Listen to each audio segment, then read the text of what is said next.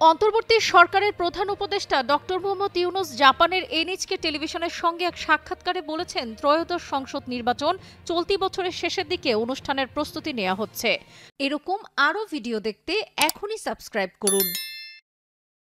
প্রধান উপদেষ্টার কার্যালয় সূত্রে বলা হয়েছে, নির্বাচন ডিসেম্বরের পরে হোক তার ডক্টর মোহাম্মদ ইউনূস কোনোভাবেই চান না।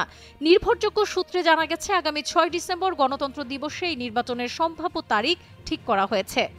নির্বাচনকে সামনে রেখে রাজনৈতিক দলগুলোর মাঠ দখলের প্রতিযোগিতা শুরু হয়ে গেছে। পতিত আওয়ামী লীগ মাঠে না থাকায় বিএনপি ও জামায়াত এখন একে অপরকে প্রতিদ্বন্দ্বী ভাবছে। বিপ্লবী ছাত্ররাও নতুন দল গঠনের চূড়ান্ত পর্যায়ে রয়েছে। এ মাসের শেষের দিকে এই দল আত্মপ্রকাশ করতে যাচ্ছে বলে জানা গেছে। দুই ছাত্র উপদেষ্টা এ মাসের মাঝামাঝি সময়ে পদত্যাগ করবেন বলে শোনা গিয়েছিল, তবে তারা কিছুটা সময় নিচ্ছেন।